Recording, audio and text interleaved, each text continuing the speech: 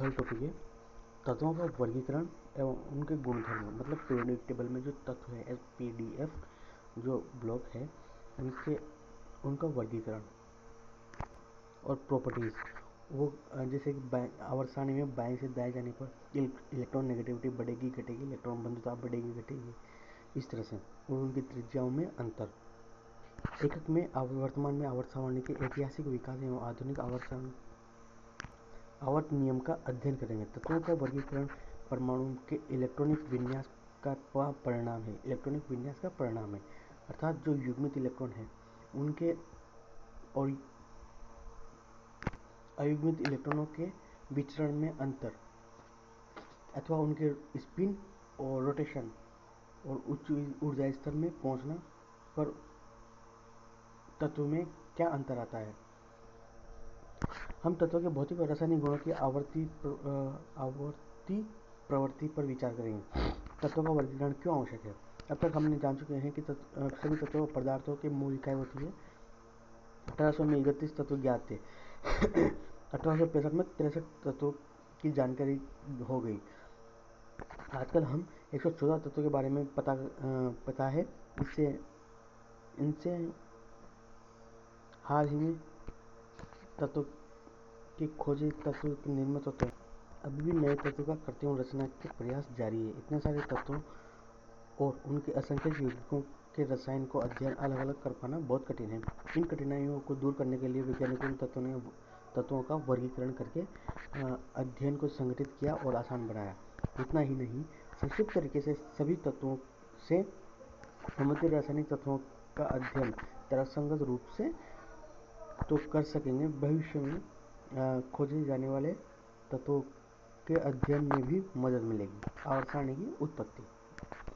तत्वों के वर्गीकरण संबंध में और आवर्तित नियम और आवर्त सारणी का वैज्ञानिकों द्वारा अनेक अवलोकनों का प्रयोगों का परिणाम सर्वप्रथम डायबेराइनर के lithium sodium potassium calcium chromium barium chlorine bromine iodine.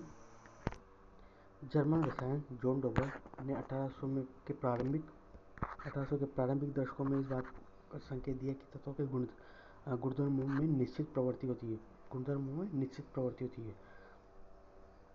1829 में उन्होंने भौतिक में रासायनिक गुणों के 3 तत्वों के समूह त्रिकों की तरफ ध्यान आकर्षित किया। उन्होंने यह भी पाया कि प्रत्येक त्रिक के बीच वाले तत्वों का परमाणु शेष दोनों तत्वों के परमाणु भार के औसत मान के लगभग बराबर था। यह पैटर्न शो करा था। साथ ही मध्य वाले तत्व के गुणधर्म शेष तत्वों के गुणधर्म के मध्य पाए गए, अर्थात एक त्रिक पैटर्न की तरह बना रहा था। डायबेराइनर का त्रिक का नियम कुछ ही तत्वों के लिए सही पाया गया, इसलिए महज यह संयोग समझकर विचार छोड़ दिया गया। इसे फ्रांसीसी भूगर्भशास्त्री एईबी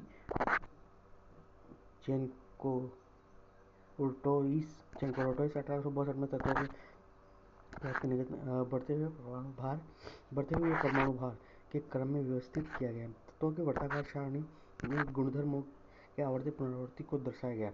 यह भी अधिक ध्यान आकर्षित नहीं कर सका। अंग्रेज रसायन जॉन अलेक्जेंडर ने 1965 में अष्टक का नियम लॉ ऑफ ऑक्टेव को विकास किया। किसने किया? अलेक्जेंडर न्यूलैंड ने। उन्होंने तत्वों के बढ़ते हुए परमाणु भार के क्रम में बढ़ते हुए परमाणु भार के रूप में व्यवस्थित किया और प्रारंभ में 8वें तत्व के गुण प्रथम तत्व के समान थे।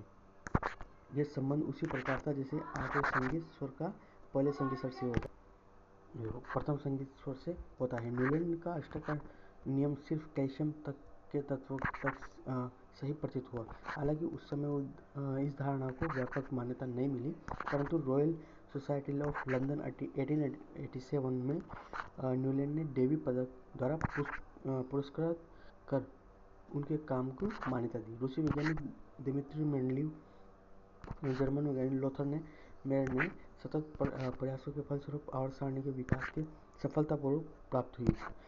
कार्य दोनों रसायन 1869 में प्रस्तावित किया गया तथा उनके बढ़ते हुए परमाणु भारों के क्रम में व्यवस्थित किया गया। तब नियमित अंतराल के पश्चात भौतिक तथा रासायनिक गुणों की समानता पाई गई। ठीक है, एक पैटर्न फिर से प्राप्त हो। लोथर ने भौतिक गुणों जैसे परमाणु आयतन, गलनांक, क्वथनांक, परमाणु भार और वक्र मध्य वक्र आलेखित किया। इसे निश्चित समुच्चय वाले तत्वों की समानता दर्शाता है। लोथर मेयर ने तत्वों को विकास कर लिया और आधुनिक आवर्त में काफ़ी मदद मिलती है, लेकिन काम के व्यून दिमित्र मेलेरो ने विवरण इससे पहले प्रकाशित नहीं हो पाया और आवर्त के विकास का योगदान मेंडलीव को दिया गया, मेंडलीव को ही मिल गया। हालांकि आवर्त के अध्ययन में डेवेनर ने मेंडलीव के आवर्त के नियम पहली बार प्रकाशित किया। ये नियम इस प्रकार है: डी का अष्टक का नियम, lithium, beryllium, boron, carbon, nitrogen, oxygen, fluorine, sodium, magnesium, aluminium, silicon, phosphorus, sulphur, chlorine, ये सब कैल्शियम तक ही सीमित था। मेंडलीव ने तत्वों के क्षैतिज पंक्तियों और ऊर्ध्वाधर पंक्ति स्तंभों में उनके बढ़ते हुए परमाणु भार के अनुसार सारणी में इस तरह से गुणधर्मों वाले तत्वों को ऊर्ध्वाधर स्तंभ के समूह के स्थान पर पाए, अर्थात परमाणु भार आवर्त में ऊपर से नीचे जाने पर और बाएं से दाएं जाने पर क्या क्या इंटरचेंज होता है, इनका पैटर्न बनाया। वर्गीकरण निश्चित तौर पर लोथर मेयर वर्गीकरण से अधिक विस्तृत था और उन्होंने आवर्त में महत्व को पूर्ण रूप से समझा और तत्वों के वर्गीकरण के लिए अधिक विस्तृत भौतिक रासायनिक गुणधर्मों को आधार माना। विशेष रूप से मेंडलीव ने तत्वों द्वारा प्राप्त यौगिकों के मूलानुपाती सूत्रों तथा उनके गुणधर्मों की समानता के आधार माना। वह जानते थे कि परमाणु भार के क्रम के पूर्णतः पालन किया जाता है, तो अगर परमाणु भार का पूर्णतः पालन किया जाता है तो उनके द्वारा दिए गए क्रम में आवर्त सारणी में नहीं रखे जा सकते थे। उन्होंने समान रासायनिक गुण दर्शाने वाले तत्वों को आवर्त सारणी में उचित स्थान देने के लिए उनके परमाणु भारों के क्रम की उपेक्षा की। उदाहरण के तौर पर आयोडीन, जिनका परमाणु भार समूह 6 के तत्व टेलोरियम से कम था, को समूह 7 में फ्लोरीन, क्लोरीन, ब्रोमीन, आयोडीन के साथ गुणधर्मों में समानता के आधार पर रखा गया।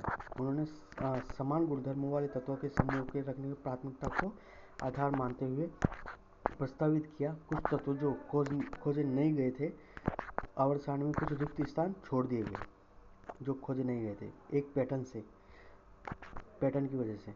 उदाहरण के लिए, जब मेंडलीव ने आवर्त सारणी के प्रकाशित गैलियम तथा जर्मेनियम की खोज नहीं हुई थी, उन्हें एल्यूमिनियम और सिलिकॉन के नीचे एक रिक्त स्थान छोड़ा और इन तत्वों के क्रम से एका एल्यूमिनियम और एका सिलिकॉन रखा गया, इनका नाम रखा गया था। मेंडलीव ने न केवल गैलियम जर्मेनियम के होने की प्रागोक्ति बल्कि उनके तत्वों के गुणधर्मों का ब्यौरा भी दिया कि उनके गुणधर्म, उनका मेल्टिंग पॉइंट इतना होगा, बॉइलिंग पॉइंट इतना होगा, इस प्रकृति के कुछ नए तत्व प्राप्त होंगे। गुणधर्मों के प्रायोगिक गुणधर्मों को सूचीबद्ध किया गया। मेंडलीव ने मात्रात्मक प्रयुक्ति के कालांतर उनकी सफलता के कारण उन्हें आवर्त सारणी की काफ़ी प्रसिद्धि मिली। मेंडलीव को प्रकाशित आवर्त सारणी को आधुनिक आवर्त नियम और सारणी का वर्तमान स्वरूप। यहाँ यह बात ध्यान देने योग्य है कि मेंडलीव ने आवर्त सारणी के विकास किया। रसायनों को परमाणु को आंतरिक संरचना का ज्ञान नहीं था। 20वीं शताब्दी के आरंभ में अपरमाणु कणों के विकास हुआ। 1913 में अंग्रेज भौतिक वैज्ञानिक हेनरी मोजले ने तत्वों के अभिलक्षणिक एक्स-रे स्पेक्ट्रमों की अनियमितता पाई, जो देखा गया कि न्यू वी एक्स किरण की आवृत्ति व परमाणु क्रमांक जीआर के मध्य वक्र का आलेख किया। एक सरल रेखा प्राप्त हुई, मतलब कि जैसे जैसे परमाणु क्रमांक बढ़ेगा वैसे वैसे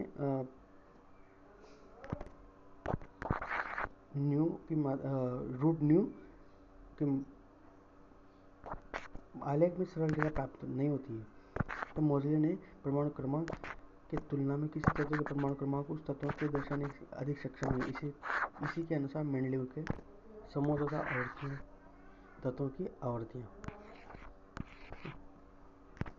आवर्त नियम का संशोधन किया गया।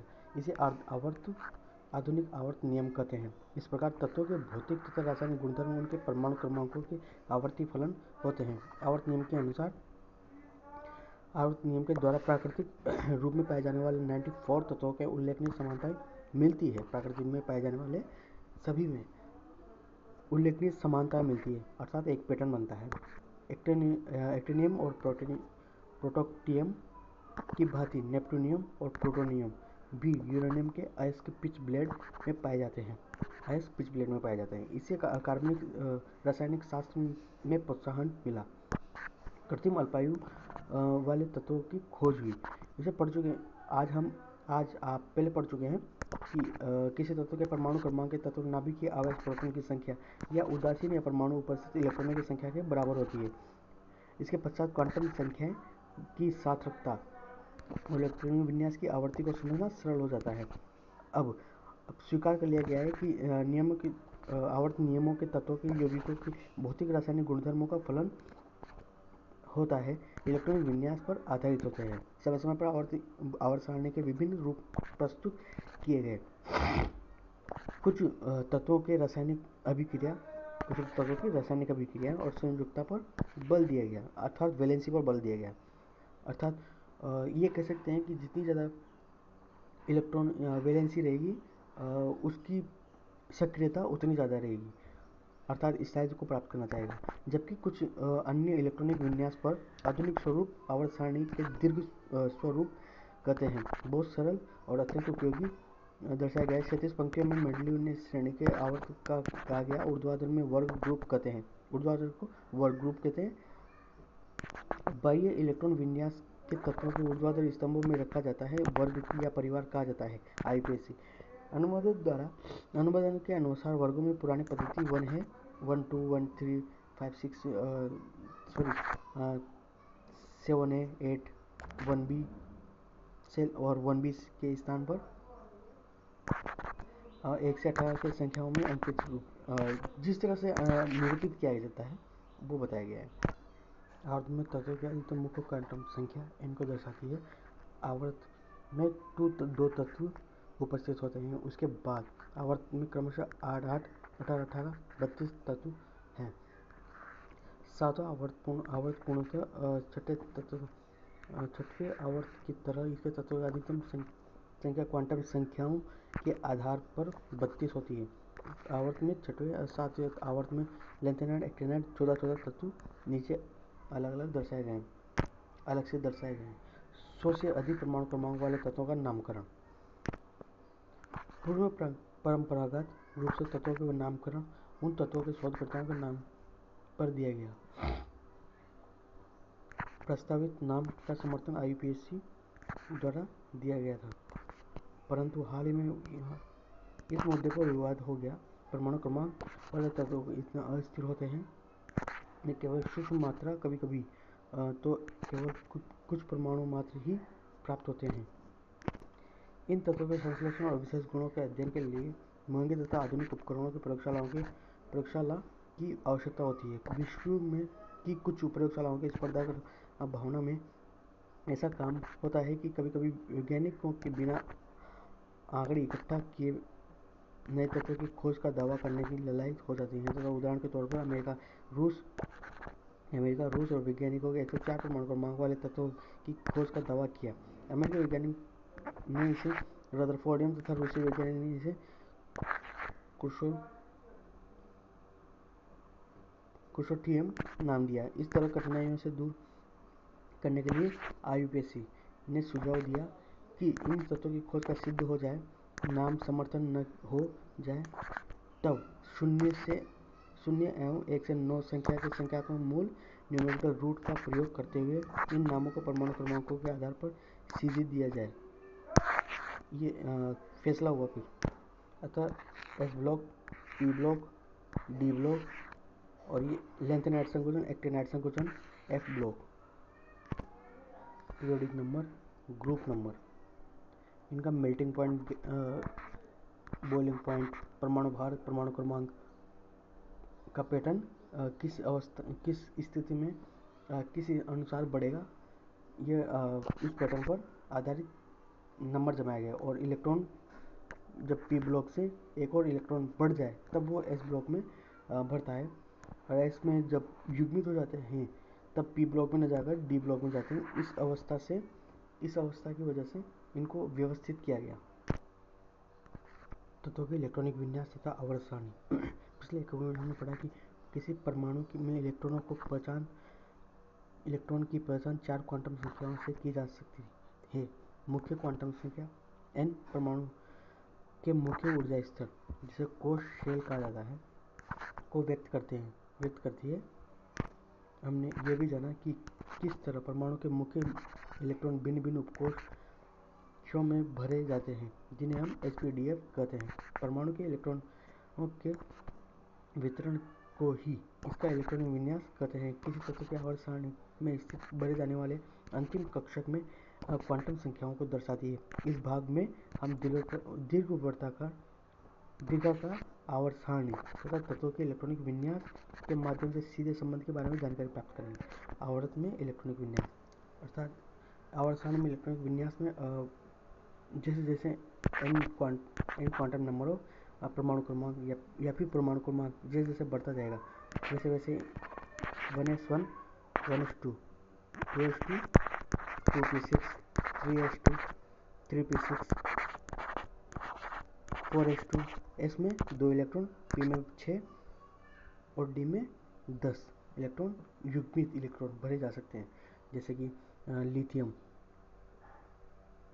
लिथियम में 3 इलेक्ट्रॉन है, तो पहले तो इस उपकोश में 1 इलेक्ट्रॉन भरा जाएगा, फिर उसके बाद दोनों युग्मित, उसके बाद 2s में 1 अयुग्मित, टोटल 3 ही इलेक्ट्रॉन है, तो इस वजह से इन्हीं में भरे जाएंगे। इस तरह 6s में 6s, 4f, 5d तथा 6p कक्षों में भरे जाते हैं। 4f यहाँ पर 6s के बाद 4f में f ब्लॉक लैंथेनाइड और एक्टिनाइड श्रेणी का संकुचन शो करता है। छठा और सातवां आवर्त लैंथेनाइड और एक्टिनाइड शो करता है। सातवां आवर्त में छठे आवर्त के समान ही, जिसमें इलेक्ट्रॉन का 7s, 5f, 6d और 7p। ये ऊर्जा स्तर के अनुसार इलेक्ट्रॉनों का कक्षकों में भरा जाना कक्षक में भरते हैं तथा विधियों द्वारा मानव निर्मित रेडियोधर्मी तत्व 7वां आवर्त 118 के परमाणु क्रमांक वाले अभी तो खोजे जाने वाले पूर्ण होते हैं तथा उत्कृष्ट गैस परिवार में संबंधित होते हैं। तथा कह सकते हैं कि लैंथेनाइड और एक्टिनाइड श्रेणी के जो तत्व होते हैं वो इतने हाईली रिएक्टिव कंपाउंड होते हैं। इनमें कुछ तत्व तो ऐसे होते हैं कि अपनी प्रॉपर्टीज़ में ज़्यादा 3 मिनट तक ही अपनी प्रॉपर्टी शो करते हैं, उसके बाद विघटित हो जाते हैं अथवा रेडियो एक्टिविटी शो करते हैं। एक्टिनियम Z=89 से के पश्चात 5f कक्षक में बढ़ने के फलस्वरूप इनको एक्टिनाइड को 5f में बढ़ जाते हैं और इनको 4f में लैंथेनाइड को 5f कक्षकों में संक्रमण श्रेणी में प्राप्त होते हैं। एक्टिनाइड श्रेणी कहते हैं 4f 5f आंतरिक संक्रमण की श्रेणियों के आवर्त सारणी के कुछ मुख्य बाहर रखा गया ताकि इस संरचना में अक्षुण्ण रखा जा सके। साथ ही समान गुणधर्मों वाले तत्वों को स्तंभ रखकर वर्गीकरण का सिद्धांत का पालन किया जा सके। वर्गाकार इलेक्ट्रॉनिक विन्यास एक ही वर्ग तथा ऊर्ध्वाधर स्तंभ के उपस्थित तत्वों के संयोजकता को इलेक्ट्रॉनिक विन्यास समान होते हैं। ठीक है, इसके बाह्य कक्षक में उपस्थित इलेक्ट्रॉनों की संख्या गुणधर्म भी समान होते हैं। उदाहरण के लिए एक वर्ग एक के तत्व क्षार धातुओं का संयोजकता कोश इलेक्ट्रॉन का विन्यास NS1 होता है। क्षार मतलब जो H+ दान करता है वो एसिड, H+ ग्रहण करता है वो बेस। जो H+ दान करेगा वो एसिड और इलेक्ट्रॉन ग्रहण करेगा वो एसिड, इलेक्ट्रॉन दान करेगा वो बेस, जैसा नीचे दिखाया गया है। इस प्रकार स्पष्ट हो जाता है कि किसी तत्व के गुणधर्मों के परमाणु क्रमांक पर निर्भर करते हैं, न कि सापेक्षिक परमाणु द्रव्यमान पर।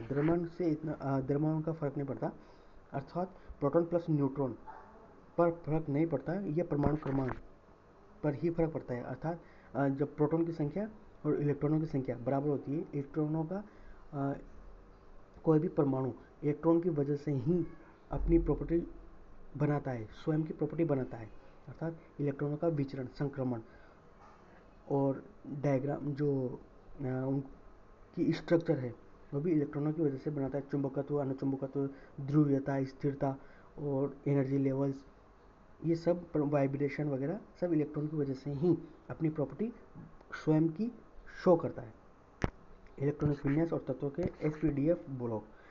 आवर्त सारणी में सैद्धांतिक मूलाधार अभाव का सिद्धांत तथा परमाणुओं के इलेक्ट्रॉनिक विन्यास है। आवर्त सारणी में ऊर्ध्वाधर स्तंभों के स्थित वर्ग और परिवार की रचना करते हैं तो रासायनिक गुणधर्म दर्शाते हैं। समानता के लिए, क्योंकि इन तत्वों की बाह्यतम कोश में इलेक्ट्रॉनों की संख्या तथा वितरण के एक ही प्रकार का होता है। इन तत्वों के विभाजन के विभिन्न ब्लॉकों एसपीडीएफ में किया जा सकता है।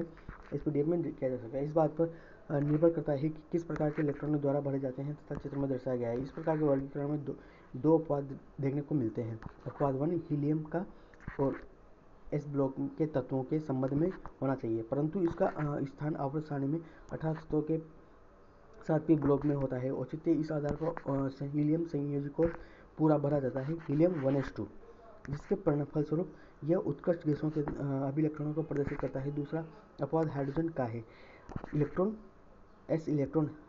हाइड्रोजन 1s1 इस प्रकार इसका स्थान वर्ग 1 के क्षारीय धातुओं के साथ होना चाहिए। दूसरी ओर यह इस इलेक्ट्रॉन को ग्रहण करके उत्कृष्ट गैस के हीलियम इलेक्ट्रॉनिक विन्यास प्राप्त कर सकती है। इस प्रकार के व्यवहार को हेलोजन 17 व्यवहार में वर्ग 17 में हेलोजन परिवार जो होता है के भांति हो सकता है, क्योंकि विशेष स्थिति में हाइड्रोजन को आवर्त सारणी में ऊपर अलग से स्थान देना अधिक तर्कसंगत माना गया है। अब आवर्त सारणी में दिखाए गए 4 प्रकार के तत्वों के मुख्य लक्षणों की चर्चा करेंगे। अधिक जानकारी के लिए ठीक है आगे बढ़ेंगे। एस ब्लॉक के तत्व। वर्ग 1 के तत्वों के क्षारीय धातुओं के वर्ग 2 के तत्वों के क्षारीय मृदा धातुओं के बाह्यतम कोश में सामान्य इलेक्ट्रॉनिक विन्यास NS1 NS2 आवर्त सारणी में एस ब्लॉक के तत्व क्रियाशीलता धातुएं तथा आयनन एंथैल्पी के मान कम होते हैं। ये तत्व सरलता जैसे आखिरी इलेक्ट्रॉन जिसमें भरा आएगा वो उस ब्लॉक का तत्व कहलाएगा। कंडीशन ये है कि वो उदासीन हो ना कि आयनीकृत।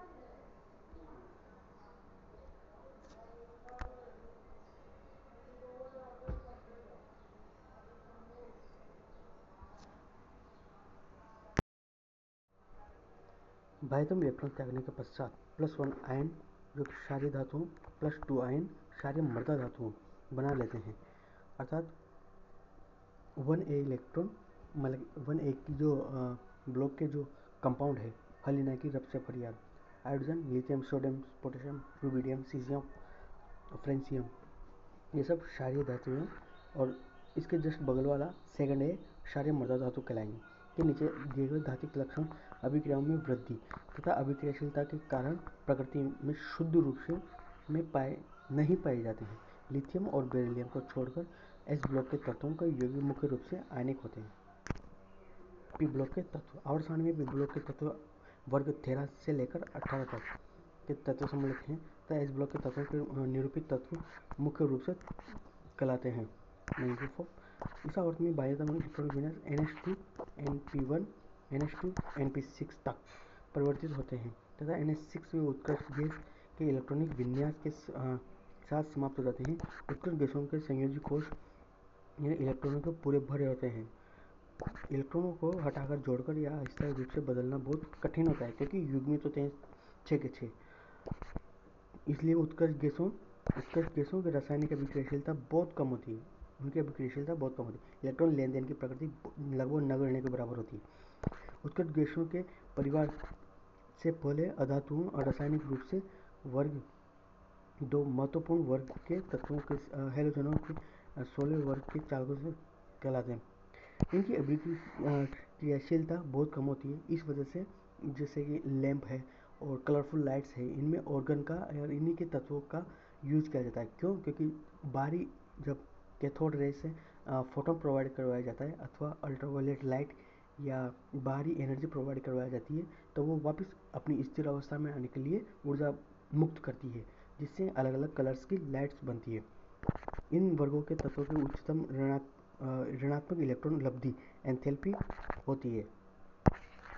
उच्च ऋणात्मक इलेक्ट्रॉन लब्धि एंथैल्पी होती है, नेगेटिव इलेक्ट्रॉन गेन एंथैल्पी।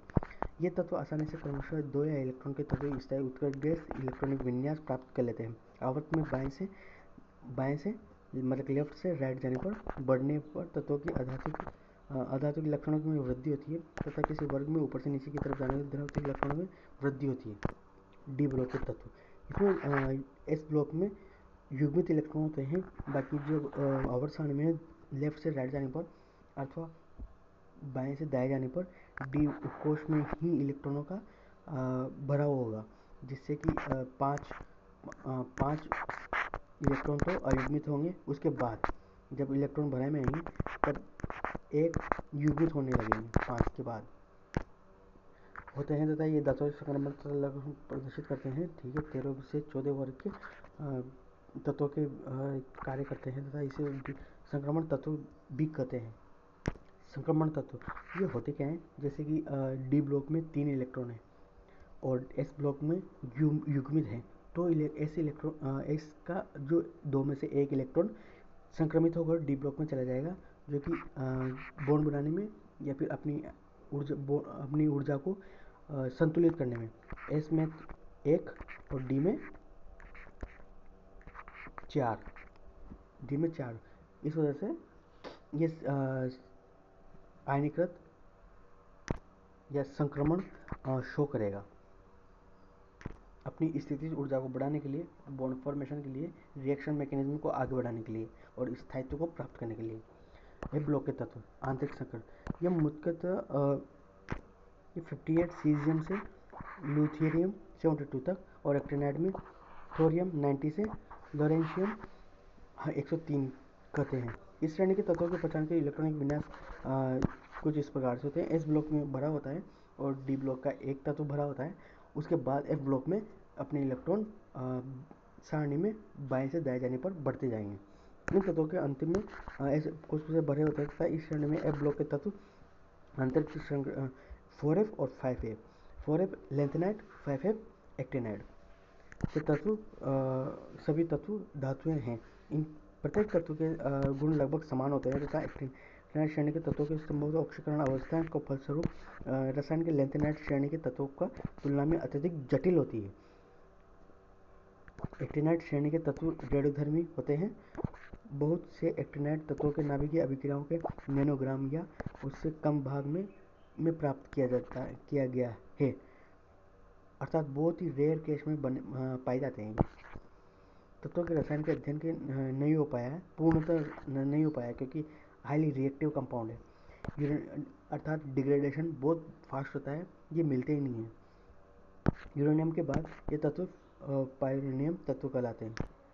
धातु, अधातु, उपधातु तत्वों के एसपीडीएफ ब्लॉकों के वर्गीकरण के अलावा गुणों के आधार पर मोटे तौर पर धातुओं के धातुओं में विभाजित किया गया है। धातु के तत्वों के 78% से अधिक संख्या धातुओं की है। 78% से अधिक धातु है जो आवर्त सारणी के बाएं ओर स्थित है, अर्थात एस ब्लॉक में और डी ब्लॉक में अवस्थित है। धातु के कमरे के तापमान सामान्य ठोस होते हैं। मरकरी इसका अपवाद है। गैलियम तथा सीजियम का गलनांक भी बहुत कम होता है, 303 केल्विन 302 केल्विन पर होता है।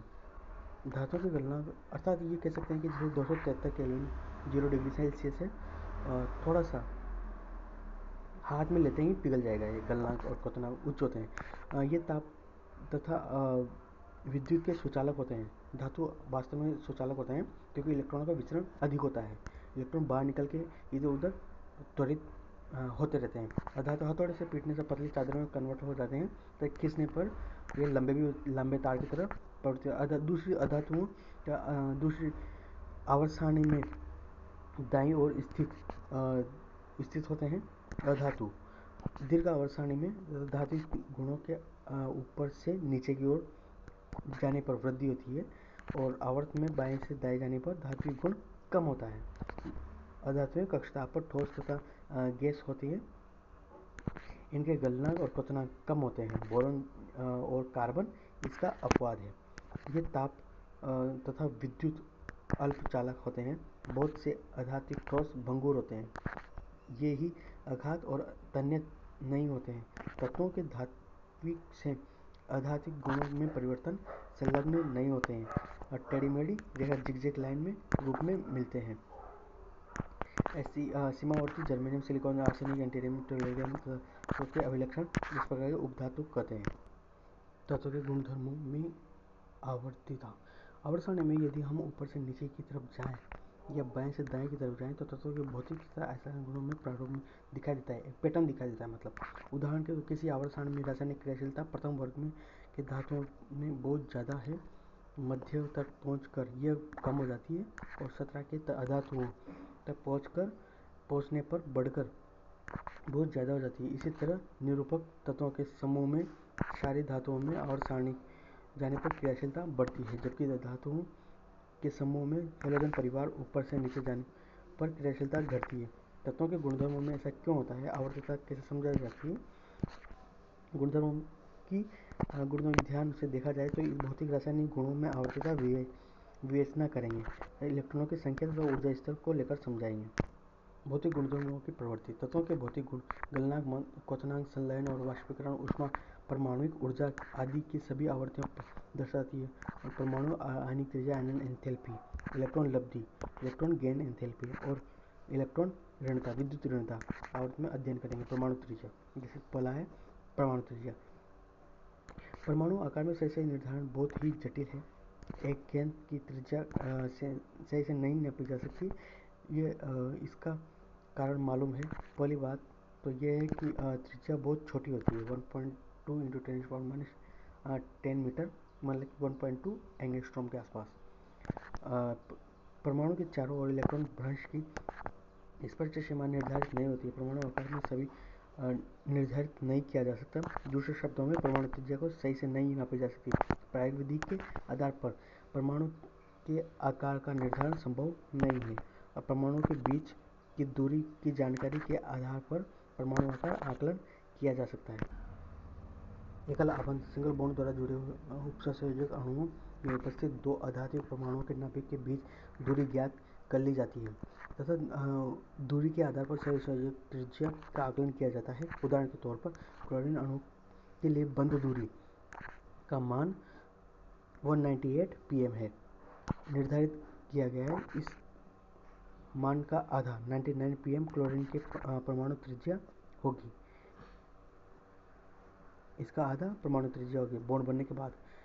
इसका हाफ हो जाता है। धातुओं की धात्विक त्रिज्या का मान धात्विक क्रिस्टल में स्थित धातु कोरों की अंतराल नाभिकीय दूरी का आधा होता है। कॉपर धातु के संलग्न कॉपर परमाणुओं के बीच की दूरी 256 pm है। अतः कॉपर के लिए धात्विक त्रिज्या का मान 256 pm का आधा अर्थात 128 pm होगा। इस पुस्तक के सहसंयोजक त्रिज्या और धात्विक त्रिज्या के लिए परमाणु त्रिज्या का प्रयोग किया जाता है। ठीक है, चाहे भौतिक हो या धातु या अधातु, परमाणु त्रिज्या एक्स किरणों तथा अन्य स्पेक्ट्रोस्कोपी विधियों से नापा जा सकता है। कुछ तत्वों की परमाणु त्रिज्या का मान सारणी में दिया हुआ है। परमाणु त्रिज्या जैसे जैसे आवर्त सारणी में बाएं से दाएं जाने पर त्रिज्या घटती जा रही है। ये प्रायोगिक तौर पर ही ज्ञात किया गया है, उसके बाद पैटर्न बनाया गया है। सकते हैं आवर्त में दाएं और बढ़ने पर बाएं से दाएं जाने पर परमाणु का आकार घटता जाता है। जैसा द्वितीय आवर्त में परमाणु का आकार से स्पष्ट है कि इस प्रवृत्ति के कारण आवर्त में दाईं ओर बढ़ने पर बाह्य इलेक्ट्रॉन एक ही संयोजी कोश में स्थित है। परंतु उसके नाभिकीय आवेश में हुई वृद्धि के फलस्वरूप बाह्य इलेक्ट्रॉनों का आकर्षण नाभिक की ओर बढ़ जाता है। अर्थात इलेक्ट्रोनेगेटिविटी बढ़ने के कारण, या फिर कह सकते हैं कि नाभिक पर धनावेश परमाणु क्रमांक बढ़ने पर, प्रोटॉन की संख्या बढ़ने पर इलेक्ट्रॉन का आकर्षण और बढ़ जाएगा, जिसके कारण परमाणु त्रिज्या घट जाती है। वर्ग में परमाणु क्रमांक के साथ साथ परमाणु त्रिज्याओं के निर्मित क्षारीय धातु तत्वों के दर्शाया गया है तथा नीचे बढ़ते वर्ग में नीचे जब हम नीचे की ओर बढ़ते हैं तो मुख्य क्वांटम संख्या इनका मान बढ़ता है, अर्थात कोश उपकोश बढ़ते हैं। संयोजी इलेक्ट्रॉन, वैलेंस इलेक्ट्रॉन नाभिक से दूर होता जाता है, नाभिक से दूर होता जाता है। इसलिए अर्थात इलेक्ट्रॉनों का विचरण है वो नहीं बढ़ रहा, बल्कि कोश उपकोश ही बढ़ रहे हैं। जैसे SPDF, KLM, वो जहाँ पर सीमित दायरे में इलेक्ट्रॉन का विचरण होता है उनकी संख्या ही बढ़ती जा रही है। इस वजह से आवर्त सारणी में ऊपर से नीचे जाने पर त्रिज्या का काफ़ी मात्रा में बढ़ती है। इलेक्ट्रॉन का बाह्य नाभिक आकर्षण कम कर देता है, आकार बढ़ता जाता है, जो परमाणु त्रिज्या के परिलक्षित होते हैं। ठीक है, उत्सर्जक की त्रिज्या के वान डेर वाल त्रिज्या से करनी चाहिए। आयनिक त्रिज्या, यदि परमाणु में एक इलेक्ट्रॉन निकाल दिया जाए, बाहरी उपकोश से अगर एक इलेक्ट्रॉन निकाल दिया जाए तो धनायन बनता है, जबकि एक इलेक्ट्रॉन मिल जाए तो परमाणु का ऋणायन बनता है, अर्थात एनायन बनता है। आयनिक त्रिज्या का आकलन आयनिक क्रिस्टल में स्थित धनायनों तथा ऋणायनों के बीच की दूरी के निर्धारण के आधार पर किया जा सकता है। साधारणतः तत्वों के आयनिक त्रिज्या के परमाणु त्रिज्या की प्रवृत्ति ही दर्शाती है। धनायन आकार में जनक परमाणु पेरेंटल आइटम से छोटा होता है क्योंकि वो संकुचित हो जाता है, क्योंकि इसमें इलेक्ट्रॉनों की संख्या कम होती है, जबकि नाभिकीय आवेश जनक परमाणु जैसा ही रहता है, अर्थात कार्बोकेटायन बनेगा। जैसे सोडियम है, सोडियम पर प्लस चढ़ जाएगा। ऋणायन के आकार जनक परमाणु से अधिक होता है, क्योंकि ऋणायन का आकार जनक परमाणु से अधिक त्रिज्या होता है, क्योंकि एक या अधिक अतिरिक्त इलेक्ट्रॉन होने से इलेक्ट्रॉन में प्रतिकर्षण बढ़ जाता है, अर्थात इलेक्ट्रॉन रिपल्शन बढ़ेगा। प्रभावी नाभिकीय आवेश में कमी आती है, नाभिकीय आवेश में कमी आएगी, अर्थात न्यूट्रलाइज कर देगा इलेक्ट्रॉन। उदाहरण के तौर पर फ्लोराइड तथा आयनों के 136 pm है, जबकि फ्लोरीन की परमाणु त्रिज्या केवल 64 pm है, आधे से भी कम। दूसरी ओर सोडियम तत्व की परमाणु त्रिज्या 186 pm है, तो सोडियम आयन की त्रिज्या का मान 95 pm, अर्थात ये कह सकते हैं कि आयनिक त्रिज्या में कमी होती है। आयनन एंथैल्पी, तत्वों के इलेक्ट्रॉन त्यागने की मात्रा प्रकृति आयनन एंथैल्पी कही जाती है। तल विलगित गैसों के अर्थात ये कह सकते हैं जैसे कि कोई भी एटम है उसको उतनी इसके बाहरी इलेक्ट्रॉन को किसी डेल्टा एच एंथैल्पी दी जाती है तब उसका इलेक्ट्रॉन बाहर निकल जाए, अर्थात ये आवेशित कण कार्बोकेटायन बनाए। जैसे कि सोडियम है, सोडियम प्लस बनाने पर इलेक्ट्रॉन निकलने की एंथैल्पी, तब उसमें को जो एंथैल्पी ऊर्जा दी गई उसे आयनन एंथैल्पी कहते हैं। अर्थात ये कह सकते हैं कि उसको आयनीकृत करने के लिए आवश्यक एंथैल्पी को आयनन एंथैल्पी कहते हैं, या फिर आयनीकृत करने के लिए जो एंथैल्पी प्रोवाइड की जाती है उसे आयनन एंथैल्पी कहे जाते हैं। इसे किलोजूल प्रति मोल में व्यक्त किया जाता है शिथिलता के कारण। ठीक है, परमाणु में इलेक्ट्रॉन के पृथक करने के लिए हमेशा ऊर्जा की आवश्यकता इलेक्ट्रॉन को पृथक करने के लिए हमेशा ऊर्जा की आवश्यकता होती है। या फिर इसके अलावा धनावेश के जो नज़दीक जो इलेक्ट्रॉन होता है उसको निकालने के लिए कितनी ऊर्जा चाहिए? 13.6 Z²/n², ये पिछले वीडियो में पढ़ चुके हैं। तत्व के द्वितीय आयनन एंथैल्पी का मान उसके प्रथम आयनन एंथैल्पी से अधिक होता है, अर्थात किसी बाहरी इलेक्ट्रॉन को निकलने के बाद एक बार आयनीकृत हो गया, उसके बाद जो अंदर का इलेक्ट्रॉन है उसको निकालने के लिए आयनन एंथैल्पी से अधिक होती है। प्रथम आयनन एंथैल्पी से ये कई ज़्यादा होती है, क्योंकि उदासीन परमाणु के तुलना में धनावेश आयन से इलेक्ट्रॉन के पृथक करने अधिक कठिन होता है। क्यों? क्योंकि एक तो पहले निकल चुका है, ऊपर से धनावेश की मात्रा बढ़ जाएगी और इलेक्ट्रॉन के आकर्षण करने की क्षमता बढ़ जाएगी। इस वजह से सेकंड वाले इलेक्ट्रॉन को निकालना काफ़ी मुश्किल होगा। इसी प्रकार तृतीय आयनन एंथैल्पी का मान द्वितीय आयनन एंथैल्पी से अधिक होता है। ये बहुत ज़्यादा होगा, तिरछी तो बहुत ज़्यादा होगा, चौथी और ज़्यादा होगा, पाँचवीं और ज़्यादा होगा, ये बढ़ता जाएगा इसका मान, क्योंकि धनावेश बढ़ता जाएगा, इलेक्ट्रॉन खींचने की प्रवृत्ति बढ़ती जाएगी, त्रिज्या छोटी होती जाएगी, घटती जाएगी। प्रथम आयनन एंथैल्पी का मान दिया हुआ है तथा क्षारीय धातुओं की स्थित धातुओं के आयनन एंथैल्पी का मान कम होता है। दाईं तरफ बढ़ने पर प्रथम आयनन एंथैल्पी के मानों की सामान्यतः वृद्धि होती है, क्रियाशीलता होती है। इसके अतिरिक्त हम देखेंगे कि आवर्त सारणी में बाएं से दाएं तरफ बढ़ने पर तत्वों की प्रथम आयनन एंथैल्पी के मानों की सामान्यतः वृद्धि होती है, अर्थात बाएं से दाएं जाने पर आयनन एंथैल्पी का मान बढ़ता जाएगा। क्यों? क्योंकि त्रिज्या घटती जाएगी। उनके मानों की प्रवृत्ति दी गई है, ठीक है। तत्वों के कोर इलेक्ट्रॉन की स्थिति नाभिक तथा संयोजी इलेक्ट्रॉन के बीच आ जाती है, फलस्वरूप संयोजी इलेक्ट्रॉन नाभिक के परिष्कृत तथा स्कैटरिंग हो जाते हैं, परिरक्षण प्रभाव कहलाता है। अर्थात जब नाभिक जो उकोष और उपकोष दोनों में जब इलेक्ट्रॉन अवेलेबल होते हैं तो ये एक दूसरे पर स्कैटरिंग प्रभाव शो करेंगे, इसे परिरक्षण प्रभाव कहलाते हैं, शील्डिंग इफेक्ट कहते हैं। ये एक दूसरे पर रिपल्शन, बाहरी इलेक्ट्रॉन पर रिपल्शन ज़्यादा होगा, क्यों? क्योंकि अंदर उपकोष में ज़्यादा इलेक्ट्रॉन है और धनावेश इसको आकर्षित करेगा, तो बाहरी इलेक्ट्रॉन को निकालना ज़्यादा आसान होगा आंतरिक इलेक्ट्रॉन की तुलना में। परमाणु के संयोजी इलेक्ट्रॉन के नाभिक आवेश में इलेक्ट्रॉन न्यूक्लियर चार्ज नाभिक की उपस्थित एक्चुअली से कम होता है, उदाहरण के लिए ठीक है, ये चीज़ है सर। इसी परिस्थितियों में बढ़ने पर नाभिक के आवेश का बाह्यतम इलेक्ट्रॉन पर डाला गया आकर्षण प्रभाव आवरण प्रभाव की तुलना में अधिक होता है, फलस्वरूप बाह्यतम इलेक्ट्रॉन के अधिक दृढ़ता से बंध जाते हैं, अतः आवर्त में आगे बढ़ने पर तत्वों के आयनन एंथैल्पी के मानों में वृद्धि हो जाती है। वर्ग में नीचे बढ़ने पर बाह्यतम इलेक्ट्रॉन के नाभिक से अधिक दूरी पर रहते हैं, बाह्यतम इलेक्ट्रॉन के नाभिक में आवरण प्रभाव अधिक होता है, नाभिक पर आवरण प्रभाव अधिक होता है। ऐसा दशा में वर्ग में नीचे की ओर बढ़ने पर नाभिक के आवेश की तुलना में आवरण प्रभाव अधिक महत्वपूर्ण हो जाता है। इस कारण बाह्यतम इलेक्ट्रॉन को निकालने के लिए कम ऊर्जा की आवश्यकता होती है, ठीक है। ऊपर से नीचे जाने पर वर्ग में नीचे की ओर बढ़ने पर तत्वों के आयनन एंथैल्पी का मान घटता है, बाएं से दाएं जाने पर आयनन एंथैल्पी का मान बढ़ेगा और ऊपर से नीचे जाने पर घटेगा। एंथैल्पी का मान कम होने तथा बढ़ने, ये उदाहरण दिए हुए हैं, एस उपकोष, पी उपकोष, इनके इलेक्ट्रॉन लब्धि एंथैल्पी। जब कोई उदासीन गैसीय परमाणु एक्स उदासीन इलेक्ट्रॉन ग्रहण कर ऋणायन की परिवर्तित होता है, अर्थात कार्बोएनायन बनाता है, तो प्रक्रम में हुए एंथैल्पी परिवर्तन के उस तत्व के इलेक्ट्रॉन लब्धि डेल्टा एच कहते हैं। इस एंथैल्पी के तथ्य के माप कही जा सकती है कि किस सरलता से परमाणु इलेक्ट्रॉन को ग्रहण करके ऋणायन बनाता है, अर्थात परमाणु द्वारा इलेक्ट्रॉन ग्रहण करने के प्रक्रम ऊष्माक्षेपी अथवा ऊष्माशोषी होगा।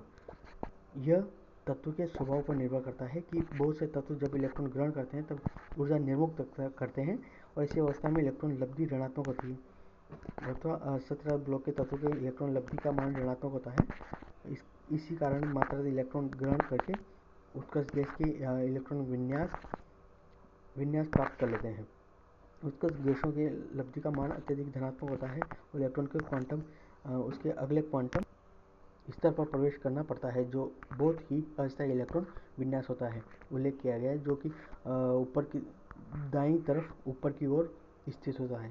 इलेक्ट्रॉन लब्धि एंथैल्पी का मान अत्यधिक ऋणात्मक होता है। आयनन एंथैल्पी की तुलना में इलेक्ट्रॉन लब्धि एंथैल्पी में परिवर्तन का क्रम कम नियमित होता है, अर्थात इलेक्ट्रॉन निकालने के लिए दी गई ऊर्जा और इलेक्ट्रॉन जोड़ने के लिए दी गई ऊर्जा नियमित परिवर्तन का क्रम कम नियमित होता है। सामान्यतः नियम के अनुसार आवर्त सारणी में बाईं तरफ हम दाईं तरफ बढ़ते हैं तो बढ़ते हुए परमाणु क्रमांक के साथ इलेक्ट्रॉन लब्धि एंथैल्पी की अधिक ऋणात्मक होती जाती है। दाईं ओर नाभिक के आवेश में वृद्धि होती है तथा इलेक्ट्रॉनों के सरल जोड़ना सरल होता है, धनावेश अर्थात नाभिक के सन्निकट होता जाता है। जैसे जैसे त्रिज्या बढ़ेगी वैसे वैसे जोड़ना आसान होगा, कम ऋणात्मक होता जाता है, परमाणु आकार बढ़ता जाता है तथा इलेक्ट्रॉन के से दूर होता जाता है तथा आवर्त सारणी में मिलती है। और उल्लेखनीय महत्वपूर्ण ऑक्सीजन और फ्लोरीन के इलेक्ट्रॉन के लब्धि का मान उनके वर्गों में आने वाली कम ऋणात्मक तथा स्पष्टीकरण होता है। ऑक्सीजन फ्लोरीन परमाणु के इलेक्ट्रॉन प्रवेश करते हैं तथा ग्रहण कर लेते हैं, ग्रहण किया जाता है। इलेक्ट्रॉन के निम्न क्वांटम से n बराबर 2 से में प्रवेश करते हैं। इस प्रकार इसी क्वांटम ऊर्जा स्तर में इलेक्ट्रॉनों के अधिक प्रतिकर्षण होता है, क्योंकि इलेक्ट्रॉन इलेक्ट्रॉन रिपल्शन होगा, क्वांटम प्रवेश कराया जाता है। देखो इस आवर्त सारणी में हर लिनार की सबसे परिहार एंथैल्पी वर्ग 16, 17 और वर्ग 0 इनमें एंथैल्पी है। सारणी में सब समझ में आएगा आपको। विद्युत ऋणता परमाणु के रासायनिक यौगिक और सहसंयोजक आबंध के इलेक्ट्रॉन युग्म को अपनी ओर आकर्षित करने की योग्यता विद्युत ऋणता कहलाती है। अर्थात इलेक्ट्रॉन को आकर्षित करने की योग्यता को विद्युत ऋणता कहते हैं। आयनिक एंथैल्पी और इलेक्ट्रॉन लब्धि इलेक्ट्रॉनों को मापा जा सकता है, किंतु विद्युत ऋणात्मकता मापने योग्य नहीं है। फिर भी तत्वों की विद्युत ऋणता के लिए कोई सूचक पैमाने पोलिंग, रेमाना और आदि का विकास हुआ है। पोलिंग पैमाना सबसे ज़्यादा उपयोग में आता है। अमेरिकी वैज्ञानिक लुइस पोलिंग ने सन 1922 में फ्लोरीन का विद्युत ऋणता को 4 आंका, फ्लोरीन को, जिसकी सबसे ज़्यादा विद्युत ऋणता होती है। इस तत्व के इलेक्ट्रॉन को अपनी ओर आकर्षित करने की क्षमता सबसे अधिक होती है। इलेक्ट्रॉन की किसी तत्व के स्थिर नहीं है, किसी दिए गए तत्व के लिए स्थिर नहीं है। इलेक्ट्रॉन ऋणता इस बात पर निर्भर करती है कि दूसरे तत्व से जुड़ा है और राशि नहीं है, मापने योग्य राशि नहीं है। ऐसा कह सकते हैं विद्युत ऋणता लेफ्ट से राइट जाने पर आवर्त सारणी में बढ़ती है। परमाणु त्रिज्या लेफ्ट से राइट जाने पर घटती है और राइट से लेफ्ट जाने पर बढ़ती है। परमाणु त्रिज्या ऊपर से नीचे जाने पर बढ़ती है। विद्युत ऋणता नीचे से ऊपर जाने पर बढ़ती है। इलेक्ट्रॉन लब्धि का मान लेफ्ट से राइट जाने पर बढ़ता जाएगा और एंथैल्पी का मान भी बढ़ता जाएगा। इलेक्ट्रॉन लब्धि एंथैल्पी नीचे से ऊपर जाने पर बढ़ती है, एंथैल्पी भी बढ़ती है। विद्युत ऋणता का मान आवर्त सारणी में बाएं से दाएं जाने पर बढ़ रहा है और ऊपर से नीचे आने पर घट रहा है। रासायनिक गुणधर्मों में आवर्त प्रवृत्ति तत्वों की रासायनिक गुणधर्मों में बहुत सारी प्रवृत्तियां, जैसे विकर्ण संबंधी अक्रिय युग्म प्रभाव, लेंथ संकुचन प्रभाव। आगामी एककों में हम देखेंगे कि आवर्ती और लिथियम और फ्लोरीन असामान्य गुणों का अध्ययन हम करेंगे। संयोजकता, आवर्तिता और या ऑक्सीकरण अवस्थाएं। संयोजकता तत्वों के महत्वपूर्ण गुणधर्म तथा इनके तत्वों के इलेक्ट्रॉनिक विन्यास के आधार पर समझा जा सकता है। निरूपण तत्वों की संयोजकता सामान्यतः हालांकि आवश्यक नहीं है कि उन तत्वों के बाह्यतम कोश में इलेक्ट्रॉनों की संख्या के बराबर होती है, और 8 की संख्या में से बाह्यतम इलेक्ट्रॉनों की संख्या घटाने पर जो संख्या प्राप्त होती है वो उसकी संयोजकता कहलाती है, अर्थात वैलेंसी। अवस्था पद का प्रयोग। ऐसे दो यौगिकों पर विचार करते हैं जिसकी ऑक्सीकरण OF2 Na2O यौगिक है तथा तत्वों में शामिल विद्युत ऋणता का क्रम क्लोरीन, ऑक्सीजन, सोडियम है। क्लोरीन के बाह्यतम इलेक्ट्रॉन विन्यास में 2s2 2p5 है। इसका प्रत्येक परमाणु OF2 अणु के ऑक्सीजन से के एक इलेक्ट्रॉन के साथ संयोजन करता है। फ्लोरीन की ऑक्सीकरण अवस्था -1 होती है, क्योंकि यह अणु के 2 फ्लोरीन परमाणु है। ऑक्सीजन का बाह्यतम इलेक्ट्रॉन विन्यास 2s2 2p4 है। यह परमाणु के साथ दो इलेक्ट्रॉन का संयोजन करता है। इसलिए इसकी ऑक्सीकरण अवस्था +2 है। Na2O अणु में ऑक्सीजन परमाणु विद्युत ऋणता के कारण इलेक्ट्रॉन ग्रहण करता है और सोडियम परमाणु में इलेक्ट्रॉन देता है। ऑक्सीकरण अवस्था -2 को दर्शाती है। ठीक है, ये उदाहरण के तौर पर दिया हुआ है। दूसरी ओर सोडियम, जहाँ इलेक्ट्रॉन विन्यास 3s1 है, इलेक्ट्रॉन ऑक्सीजन को देता है और इस प्रकार की ऑक्सीकरण अवस्था +1 होती है। इलेक्ट्रॉन ऋणता का ध्यान रखते हुए विशेष यौगिक के तत्व के किसी परमाणु द्वारा आवेश की संख्या ग्रहण करने को उस ऑक्सीकरण अवस्था कहते हैं। देखो कुछ और उदाहरण देखो। हाइड्राइड के सूत्र में Li लिथियम और इसकी ऑक्सीकरण अवस्था 1 होगी, सोडियम NaH की 1 होगी, KH की 1 होगी और CH2 की 2 होगी, क्योंकि इस हाइड्रोजन के -1 है तो कैल्शियम की +2 होगी। B2H6 एक्सचेंज 6/2 करने पर